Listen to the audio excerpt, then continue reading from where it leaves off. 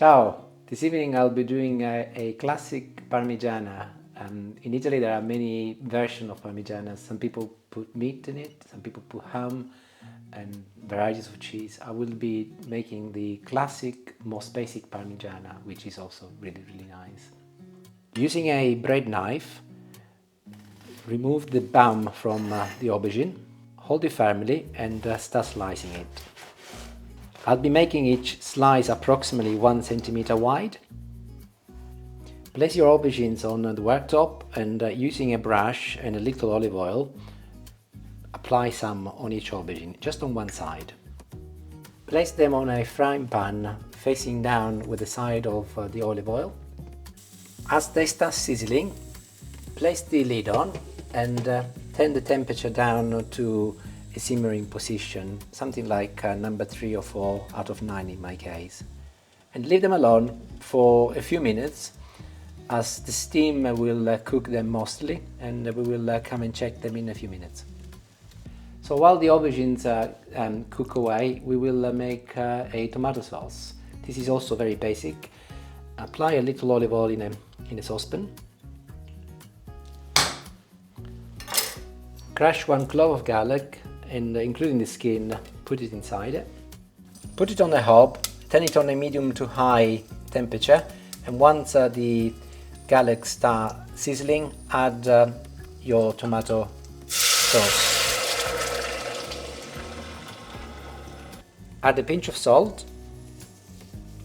As passata can be a little bit sour, I tend to also add 1 teaspoon of sugar. Once the sauce starts boiling, turn it down to a simmering position on your hob and place the lid on and let it simmer now for 15 minutes. A little tip: as I've already cut all of my aubergines, once they are exposed to the air, they will start turning brown fairly very soon, and you will see that this one is already looking yellow. So what I tend to do, while I wait for the other ones to cook, I put them all on top of one another, like this, so that they are not exposed to the light, and any of the end bits, I turn them upside down so that they stay effectively the color that they are. Genius. So after a few minutes, some of the aubergines need to be turned around. This one, for example, you can see that is ready. It's got a nice golden color, whereas if I look at this one, still white, so this is not ready. So I will turn the ones that are ready and I'll leave the others. So after 15 minutes the sauce is ready. You will see that it's ready because it changes its color, but also it goes down in volume slightly and it's perfect. So I'm going to turn it off and I will be adding a few leaves of fresh basil. I'll give it a quick mix. I'll put the lid on and I'll leave it off the heat altogether so that all of the basil infuses the lovely tomato sauce.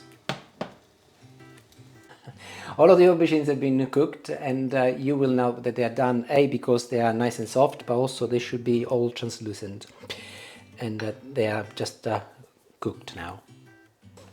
And I will also be adding a little salt and a little pepper. I've already done the first layer. I always like to salt my vegetables at the end, generally once I've cooked them, because I think otherwise they lose the flavor of the salt. And now we'll start putting the masterpiece together. I will use the same frying pan where I did the aubergine, so I do not have to mess anything else up. I'll do a base of tomato sauce and I will lay a layer of aubergines. Generally I try and put the little pieces at the bottom, and I'll put the big pieces at the top as they are a little bit nicer to look at. And we add another layer of our sauce. I have sliced a couple of mozzarellas here, so I will be adding that next. And Parmesan cheese. The Parmigiana is called Parmigiana after Parmesan cheese, so that is a must ingredient. In the old days, ironically, they didn't used to actually put mozzarella in Parmigiana. It used to just be Parmesan cheese. But later years, they've actually adapted, and they always put mozzarella, and rightly so, because it's delicious with it. And we'll move on to the next layer of aubergines. I tend to lay them the opposite direction to the first layer.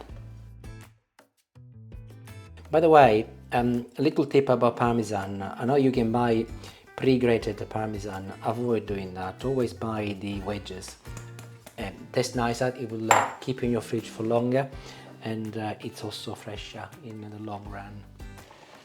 So I will now place it on the hob on a medium to high heat to start with until it starts bubbling. You can see that some bubbles are already coming up. At this point I will be putting the lid on, and I will turn it on to a medium to low temperature, but I will then remove the lid halfway through. In total we'll cook for about 15 minutes, so in 7 minutes time I will remove the lid so that some of the water evaporates and it will be a little bit more consistent. So we are at the halfway point, 7 minutes, and you will see that it's bubbling away nicely and gently. Number 5 is the setting I've got here. I will now leave it for another 7 to 8 minutes to finish cooking, and without the lid on, so that some of the water evaporates. Wow, it smells lovely. Wonderful. So it's been cooling down for about 10 minutes. I haven't told anybody, otherwise they would have been here already. Ideally you could actually do with leaving it for an hour, but if I leave it for an hour tonight, I think they're going to be might starve. eating my hands first. I've also put a little basil on top, fresh basil, to garnish it, but also to give it some additional flavor. So all there is left to do now is to serve it and taste it. You will find that if you were to leave it in the fridge overnight and you were to cut it the day after, it would be considerably easier. Oh, look at the mozzarella. It doesn't want to leave. So I'm using a steak night to night, as I think is a little bit easier when it's hot. And it is always nicer the day after, isn't it, Julie? It is, it's always lovely the next day. And also it kind of solidifies a bit, doesn't it? It does, yes, it does. Yeah. And everything infuses even more. I mean, I should mention that if this was done by my mother-in-law, bless her, there would have been copious quantities of olive oil involved in frying those aubergines. We're trying to go healthy here, but the proper Sicilian job is absolutely delicious. Well, this is absolutely delicious. This is absolutely delicious, but there's something about, especially if their aubergines are different as well, aren't they? One thing I can guarantee you is that every Italian agree that Parmigiana needs to be eaten with bread. It's compulsory, and they will all do the same. So that is a common trend. So.